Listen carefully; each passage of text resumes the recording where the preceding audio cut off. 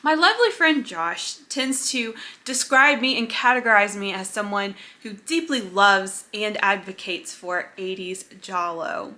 I thought that was funny because I've only seen about half of the list of 80s Jolly, but you know what? He was so motivating that I decided I was going to make this video 10 80s Giallo films that you should see.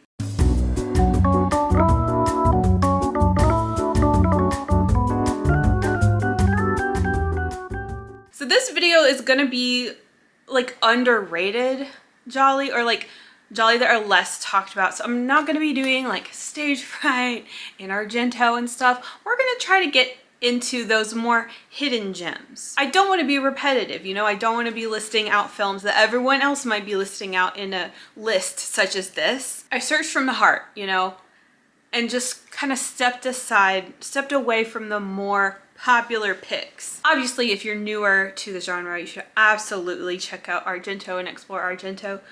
But these are my favorites from this decade so far, minus the most talked about ones, okay? Oh, but please keep in mind, these are based off of my personal tastes. And I do have specific tastes. Might be considered bad taste. So why would I feel the need to distinctly discuss the 80s Giallo like it's some other type of Giallo? As you very well may know, the golden age was really like around the early 70s, right?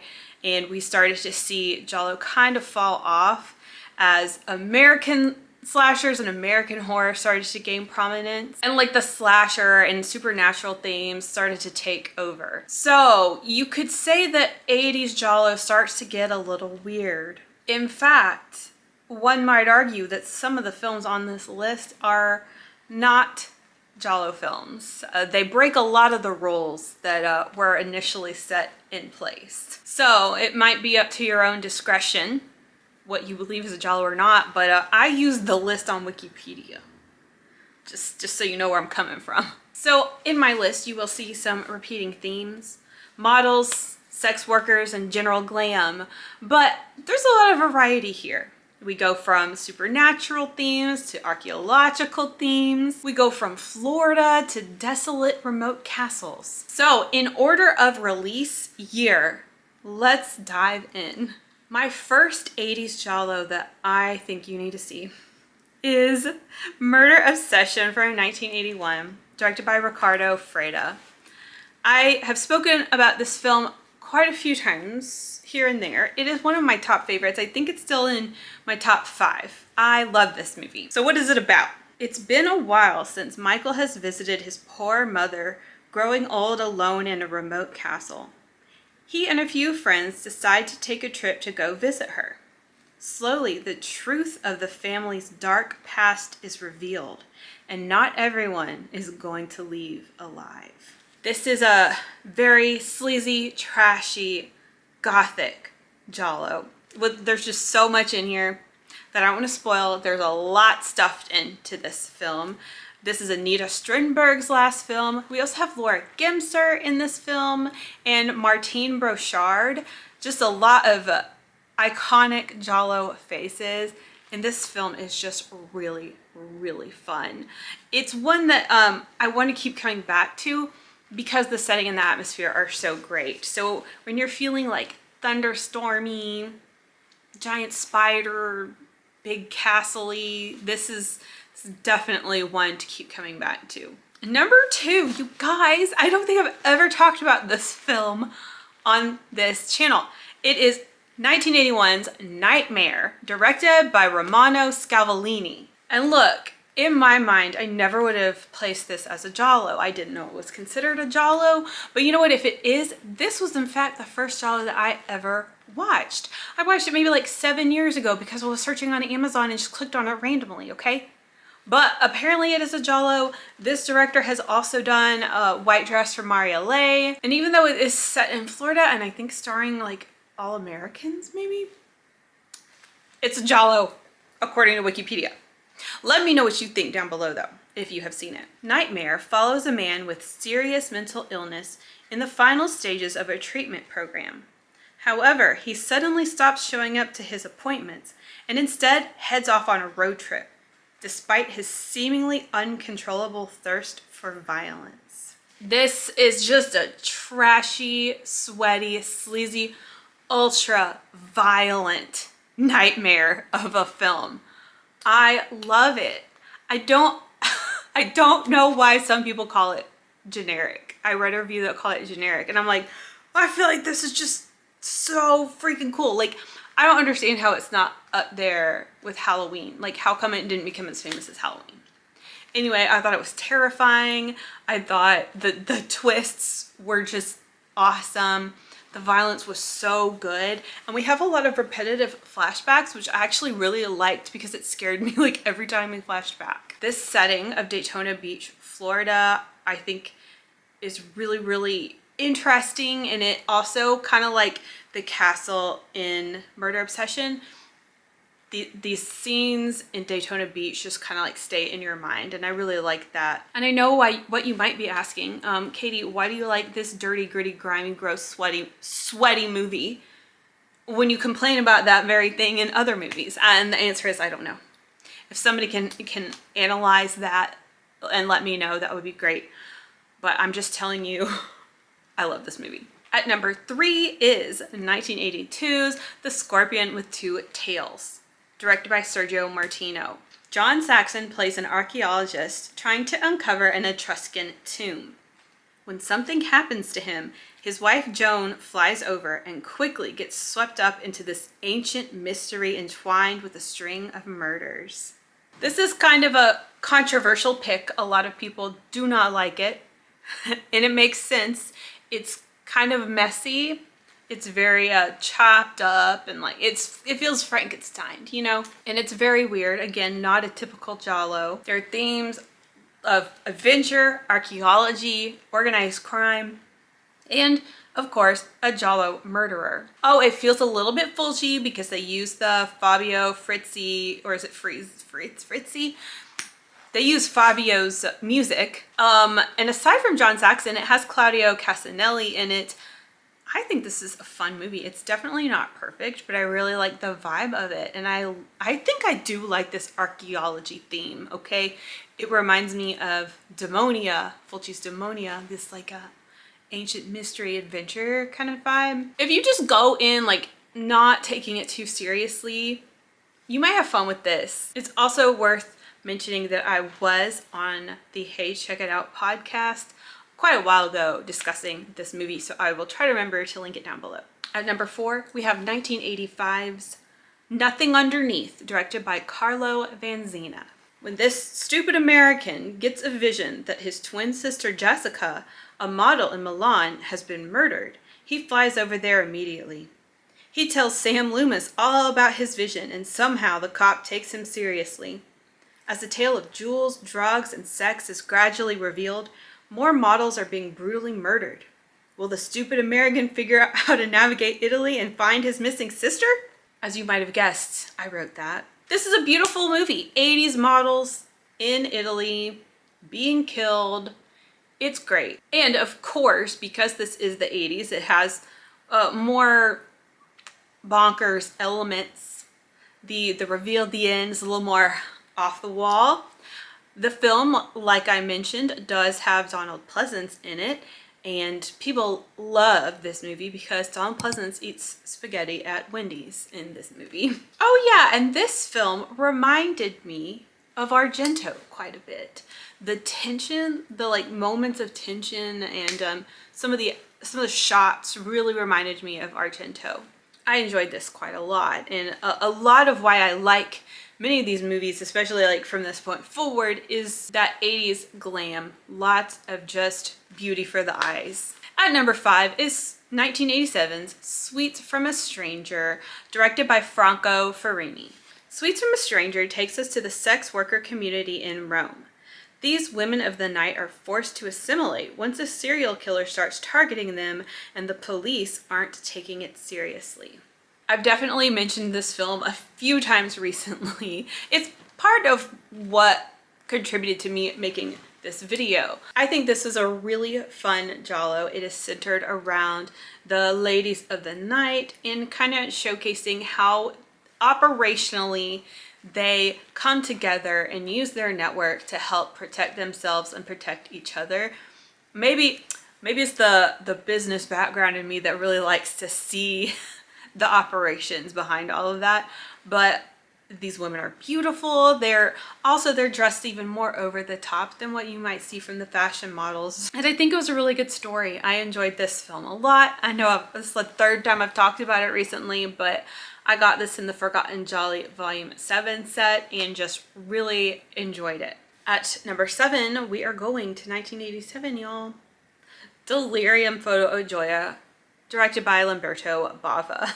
Gloria is a former model and now the owner of a magazine. Out of nowhere, people close to her are brutally murdered sequentially, and each murder seems to be a direct message to Gloria. Neither she nor the police can keep up with the killer's pace as the murders are closing in, and there are several people around her that could be suspects. If you know me, you probably knew this was going to be on the list. I know, I have beaten this one into the ground. I'm sorry. I am obsessed with this movie. I love this movie. This probably deserves a place in my top 5 Jolly of all time. It's probably my most watched at this point. It's starring Serena Grandi, Daria Nicolodi, David Brandon, George Eastman. I love this movie. Look, you don't need to hear me repeat myself for the millionth time. I did a full review on this movie, but in short, music great, murders great, scenery great, fashion great, characters love. This is just an awesome movie, if you ask me. And at number 7, another one to no one's surprise, is Obsession, A Taste for Fear, released in 1988 and directed by Piccio Raffanini. Diane is a photographer who's also involved in an underground world of a lot of less than favorable people doing less than favorable things. When one of her models turns up dead, she and her mutuals are all suspicious as far as the cops are concerned. As the murders increase and seem to be closing in on Diane, she takes the investigation into her own hands. This is definitely not a normal Giallo. In a lot of ways, it is known for its visuals, a lot like the film Fatal Frames from 1996, just very, very dreamy, hyper real visuals with like colors and fog and everything's crazy. This is also sort of a sci-fi Giallo, so they don't explicitly tell you, but it does seem to be taking place in the future or some sort of undisclosed time, because there is some advanced technology featured in the film. It almost seems like some sort of post-apocalyptic situation, really. We have a very interesting main character. She's a little bit older than I think what you typically get in some of these films, and she's also super mean. Oh yeah, and this film is very erotic. This is another movie I've talked about at length. I did a full review on it, but if you haven't seen it yet, you should. At number 8, my friends, is 1988's Dial Help, directed by Ruggero Deodato. After being unable to reach her ex on the phone after repeated phone calls, an English model named Jenny soon begins experiencing strange phenomena every time she uses the phone. Then it appears that the phones have started to kill everyone she knows. Her neighbor joins forces with her to try to solve the mystery. Okay, I just finished rewatching this today. I know since we have just recently lost Deodato, I feel like this is going to get some sort of release sometime soon, but I would love to own a proper copy of this film. I just love it, man. It is so weird. It's kind of goofy. I think a lot of the deaths are pretty goofy, and what's happening here is wild, yet it's presented in this very serious way. But I think there's still a lot to just kind of laugh at, but at the same time, just enjoy the vibe here. Charlotte Lewis playing Jenny is just breathtaking. She's so much fun to watch on screen. This film has supernatural elements and the 80s weirdness. And it's in Rome. It's just so gorgeous. You'll see some sights that you recognize. The music is cool. We get some heavy metal moments. Oh, and something that I wanted to mention here is that, okay, like there are some movies, for example, The Killer Must Kill Again. Y'all know the apartment in The Killer Must Kill Again, the yellow apartment, right? Yet, the film isn't shot in a way that appreciates or showcases that apartment properly, at least not as far as I remember. However, in Dial Help, Jenny has this exquisite apartment, really cool decor, art, furniture, and clothes. And the way this film is shot takes a little moment to just let you look at it. And I love that so much. I think that this film deserves a watch, if for no other reason than to just experience the utter insanity of this storyline. Eventually, I'll probably do a dedicated review on this one because I do feel strongly about it. And I'm seeing more and more love for it, but I feel like when I first watched it a few years ago, like everyone was like, nah. I want to keep lifting it up. Let's lift it up. Check out Dial Help, especially when it gets its release, which I'm sure it will. We got a lot coming out in 1988. I also came out in 1988, so great year. At number 9, we have Too Beautiful to Die. This is directed by Dario Piana. This film follows a group of models, their agent, and the director of a music video. After an accident following a party, an unknown assassin appears to be killing off the group one by one. Another film I'm going to compare to Fatal Frames, because like Fatal Frames, this is a music video giallo. It is shot in the most stylistic way. It's so surreal. It's very dreamlike, okay? It's very dreamlike, and it does make you feel like you're watching a music video. You know when you're watching a music video and you're like, I don't understand what's happening?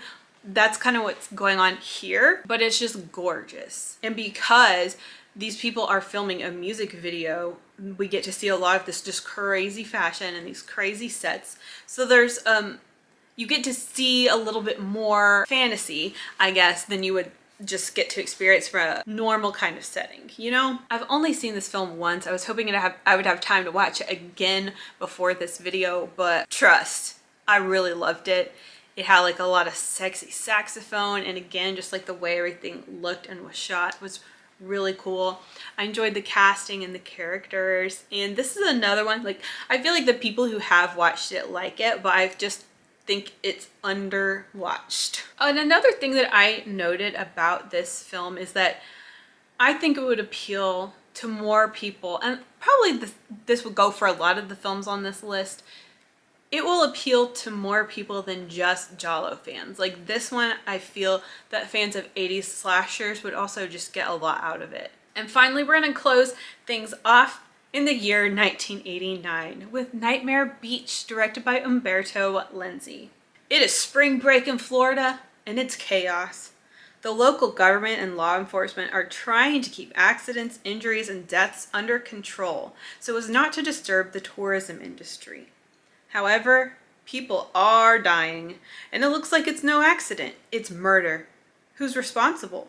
Locals? The town's biker gang? The corrupt police force? A deranged breaker? When his friend goes missing, good boy main character Skip is determined to discover the truth himself. This is an insane movie. If you haven't seen it and you just heard that synopsis, you think this might be insane. Oh yeah, it's there's a lot going on.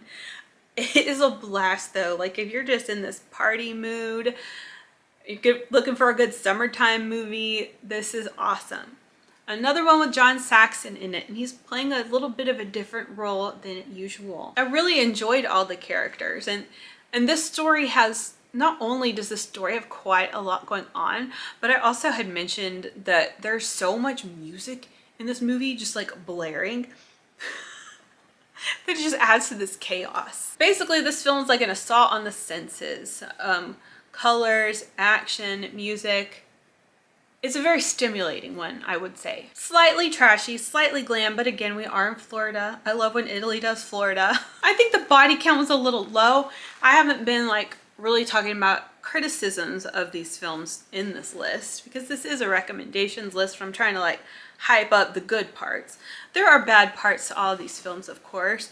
And with this one, I would say, for one, the body count is a little bit low, but I thought this was just so much fun. And that's my list of 80s Giallo that I want you to watch. I know I left out some gems. I did have to make some difficult decisions here, but I made this list from the heart. Like I said, I think another 80s Giallo video is definitely in my future, but for now, that's what I'll leave you with. So I'd love to hear your thoughts. Do you like 80s Giallo? It's totally okay if you don't, and you can tell me why. You can sound off below. If you're like a purist, you know, if you like the 60s and 70s, I get it.